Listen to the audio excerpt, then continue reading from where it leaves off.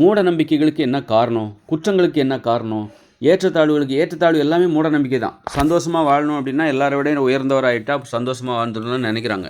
அதான் ஏற்றத்தாழ்வு. நான் உயர்ந்த சாதியாக இருந்தால் சந்தோஷமாக வாழ்ந்துடலாம், நான் பணக்காரனாக இருந்தால் சந்தோஷமாக வாழ்கிறதுக்கு நீ பணக்காரனாக இருந்து சந்தோஷமாக வாழணும்னா நீ நல்லா சாப்பிடுவ, படுத்து தூங்குறதுக்கு சோபா செட்டு கிடைக்கும். ஆனால் மனிதர் இருந்தால் தான் நீ சிரிப்பதற்கு மனிதர்கள் தேவை. நீ பணக்காரராக இருந்துட்டா நீ உனக்கு மனிதர்கள் எல்லோரும் உனக்கு சமமானவங்களாக இருப்பாங்களா? நீ யாரை பார்த்தாலும் நம்மளை விட அவன் பணக்காரனா ஏழையான்னு தான் நீ பார்ப்ப. ஏற்றத்தாழ்வையை கொண்டாடுகிற அப்போது மற்றவங்கள நீ சமமாக மதித்தாதான் நீ உன் அனுபவத்தை சொல்ல முடியும், அவங்க அனுபவத்தை சொல்ல முடியும், சிரிக்க முடியும், பேச முடியும், அந்த மரியாதை கிடைக்கிறது. இதில் சமமாக இருக்கணும் அப்படிங்கிறது தான். அப்போ இந்த ஏற்றத்தாழ்வுங்கிறதே ஒரு மூட நம்பிக்கை தான். அப்படி இருக்கும்போது ஏற்றத்தாழ்வு மூலமாக நான் சந்தோஷமாக வாழ்ந்துட முடியும் அப்படின்னு நம்புறதே ஒரு மூட நம்பிக்கை தான். அதனால் எல்லோரும் சமமாக இருக்கணும், எல்லோரும் எல்லாத்துக்கும் கிடைக்கணும். நான் மட்டும் சாப்பிட்டா போதும், அவன் பட்டினியாக கிடக்கணும் அப்படின்னா நீ இதில் எப்படி சந்தோஷமாகிட முடியும்? அவனும் சாப்பிட்டா தான் நீனும் சாப்பிட்ணும். அப்போ தான் 2 பேரும் பேசிக்க முடியும், பழக முடியும். பழகினா தான் விளையாடுறதுக்கு ஆள் தேவை. ஆடுவதற்கு, நடனம் ஆடுவதற்கு, பாடுவதற்கு, நீ பாடினா கேட்குறதுக்கு மனுஷங்க தேவை. நீ பேசினா, நீ சொல்கிற கதையை கேட்குறதுக்கு மனுஷங்க தேவை. நீ ஆடினா அதை ரசிப்பதற்கு மனிதர்கள் தேவை. இப்போ மனிதர்கள் தான் தேவை. இதை மகிழ்ச்சியாக வாழ்வதற்கு மனிதர்கள் தான் தேவை. வெறும் பணத்தால் நீ ஒரு பணக்காரன், உயர்ந்த சாதி அந்த வகையில் நீ சந்தோஷத்தை அனுபவிக்கணும்னா என்னென்னா ஒரே வழி என்னென்னா நல்லா சாப்பிட்லாம், படுத்து தூங்கலாம், டிவி பார்க்கலாம், சொகுசாக இருக்கலாம், காரில் போகலாம். மற்றபடி மனிதர்களிடம் பழகுவதற்கு இந்த ஏற்றத்தாழ்வு உதவி செய்யாது. மனிதர்கள் மூலமாக நீ இன்பத்தை அனுபவிப்பதற்கு இந்த ஏற்றத்தாழ்வுகள் உதவி செய்யாது. அதனால் எல்லாம் சமமாக இருக்கணும், நம்மளை மாதிரி தான் அவங்க அப்படிங்கிற. ஏன்னா ஒரு 50 வருஷத்துக்கு முன்னாடி, 20 வருஷத்துக்கு முன்னாடி நம்ம சந்தோஷமாக வாழ்ந்தோம் அப்படின்னு எல்லாருமே சொல்கிறாங்க. காரணம் என்னென்னா எல்லா வீடும் ஒரே மாதிரி இருந்தது, ஏற்றத்தாழ்வுகள் இங்கே கிடையாது, இருக்கிறத பகிர்ந்துக்கிட்டாங்க. இன்றைக்கி பகிர்ந்துக்கிறதுக்கு கூட மனுஷங்க தயங்குறாங்க, நாம் கொடுத்தா அவங்க வாங்குவாங்களா அப்படிங்கிறேன். அப்புறம் உயர்ந்தவன் என்ன நினைக்கிறான், நாம் போய் இவனுக்கு போய் கொடுக்கலாமா, கொடுத்தா அவன் ஒட்டிக்குவான், நம்மளை தொல்லை பண்ண ஆரம்பிச்சிருவாங்க. அது மாதிரி கொஞ்சம் ஏழைகள் என்ன பண்ணுறான், பணக்காரனுக்கு கொடுக்க மாட்டாங்க. இப்போ ஏற்றத்தாழ்வுகள் இங்கே எல்லாமே ஏற்றத்தாழ்வாக இருக்கும்போது ஒரு நாம் கொடுத்தா அவங்க வாங்குவாங்களா, அல்லது நாம் போய் அவங்ககிட்ட கொடுத்தா அப்புறம் நம்மகிட்டே வருவாங்க, இப்படி கொடுக்கறதுக்கு பயப்படுறாங்க. அன்றைய காலத்தில் பகிர்ந்து உண்டாங்க. ஒரு உணவு இருந்தால் எல்லாத்துக்குமே கொடுப்பாங்க, பக்கத்து வீட்டு எல்லா வீட்டுக்குமே கொடுத்துட்டு வருவோம். அந்த மாதிரி ஒரு வாழ்க்கையை எனக்கு பார்த்துருக்கேன் நான். எங்கள் வீட்டிலேருந்து ஒருத்தர் வெளியூர்லேருந்து ஏதாவது வராரு, ஏதாவது தின்பண்டம் வாங்கிட்டு வராரு அப்படின்னா அதை எங்களுக்கு தெரிஞ்ச ஒரு 6-7 வீட்டுக்கு நான் பகிர்ந்து கொடுத்துருப்பேன், போய் கொடுத்துட்டு வருவேன். அந்த வழக்கம் கடந்த காலங்களில் இருந்தது. அப்போது ஏன்னா எல்லோரும் ஒரே மாதிரி தான், நாமளும் அவங்க வேறு கிடையாது, நான் எல்லோரும் ஒரே மாதிரி தான். நாமளும் மனுஷன் தான். எனக்கு என்ன உணர்ச்சி இருக்கோ, எனக்கு எதை சாப்பிடணுன்னு என்ன ஆசை இருக்கோ அதே போல் தான் அவங்களுக்கும் இருக்கும். அவங்களும் ஒரே மாதிரி வீட்டில் தான் இருக்காங்க, நானும் அந்த மாதிரி சமத்துவம் இருந்தால் மட்டும்தான் நாம் மகிழ்ச்சியாக வாழ முடியும்.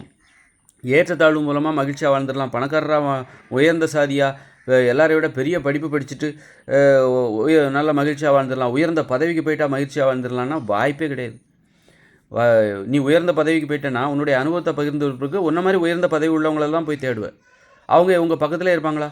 இருக்க மாட்டாங்க. பக்கத்தில் இருக்காங்க, ஆனால் அவங்க யாரும் ஒன்றை மாதிரி உயர்ந்த பதவியில் இல்லை. உன் அனுபவத்தை சொல்லணும், மற்றவங்க சொன்னால் சிரிக்கணும் அப்படின்னா இவன் சொல்லி நான் சிரிக்கிறதா? அவன் ஒரு ஏழை, நான் ஒரு பணக்காரன், அவன் சொன்ன சோக்குக்கு நான் சிரிக்கிறதா?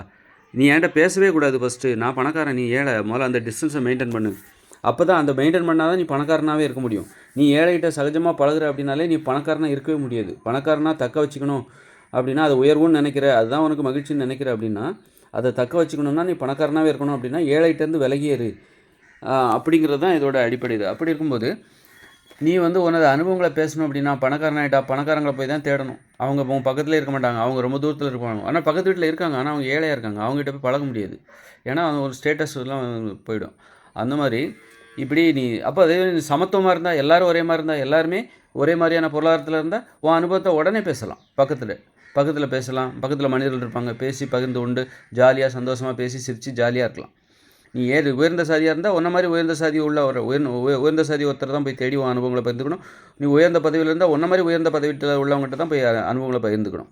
இப்போ ஒரு மருத்துவமனையில் ஒரு டாக்டர் இருக்காருன்னா தனது அனுபவத்தை அவர் பகிர்ந்துக்கணும் அப்படின்னா நான் ஒரு ஃப்ரெண்ட்ஷிப் வச்சுக்கணும், அவர் ஒரு டாக்டர் தான் தேடுவார். ஆனால் பக்கத்தில் இருக்காங்க, ஆனால் அவங்க எல்லாருமே செவிலியராக இருக்காங்க, அவங்க எல்லாம் வாட்ச்மேனாக இருக்காங்க, சும்மா மருந்து கொடுக்குறவங்களா இருக்காங்க, துப்புரவு பணியாளராக இருக்காங்க. அப்போ அவங்ககிட்ட நான் என் அனுபவங்களை பகிர்ந்து கொள்ள மாட்டேன்.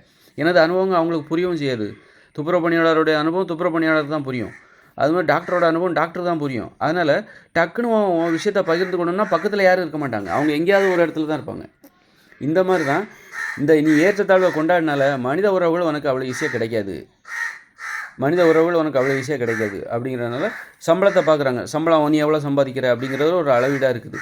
நீ 10,000 1000 அதிகமாக சம்பாதிச்சிட்டாலே என்னோட உயர்ந்தவர் அப்படிங்கிற அந்த ஈகோ வந்துடுதுல்ல. அதனால் இதெல்லாம் ஏற்றத்தாழ்வுகள் இடைவெளியை தான் ஏற்படுத்துமே தவிர, வேற்றுமைகளை தான் ஏற்படுத்துமே தவிர, வெறுப்பை தான் ஏற்படுத்துமே தவிர, சந்தோஷத்தை, ஒற்றுமையை, மகிழ்ச்சியை, இன்பத்தை, ஆரோக்கியத்தை ஒருபோதும் ஏற்படுத்தாது.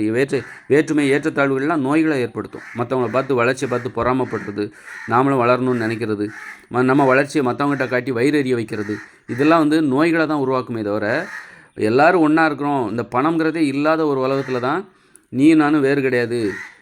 உன்னுடைய சம்பளம் என்னென்னு, சம்பளங்கிற அந்த நடைமுறையே அங்கே கிடையாது. பணங்கிற நடைமுறை இல்லை, ஊதியங்கிற நடைமுறை. அப்போ ஒன்றை எடை போடுறதுக்கு எனக்கு வாய்ப்பே கிடையாது.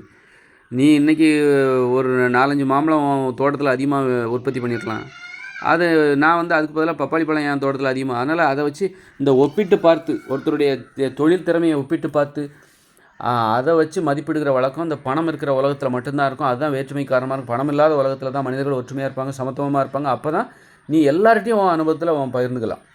நீ பேசணுன்னா மனிதர்கள் யாரை பார்த்தாலும் உன் அனுபவத்தை, எல்லாருமே சமம் தானே. அப்போ யார் உயர்ந்தவன் தாழ்ந்தவன் அப்படிங்கிறது இல்லாமல் சமமான ஒரு நடைமுறை வந்து விடுகிறது. அப்போது நல்லாயிருக்கும் வாழ்க்கை. இது வந்து வேஸ்ட்டு. இது வந்து பார்க்குறதுக்கு தான் அழகாக இருக்கும். கட்டடம் பார்க்குறதுக்கு தான், நீ உயர்ந்த பதவி, நீ பணக்காரன், உயர்ந்த சதிலாம் பார்க்குறதுக்கு தான் அழகாக இருக்கும். பழகுவதற்கு லாய்க்கே கிடையாது, வேஸ்ட். அதனால தான் 2040 இந்த உலகம் ஃபெயிலியர் ஆக போகுது. அதற்கப்புறம் இயற்கையோடு இணைந்த மனித வாழ்க்கை வரப்போகுது.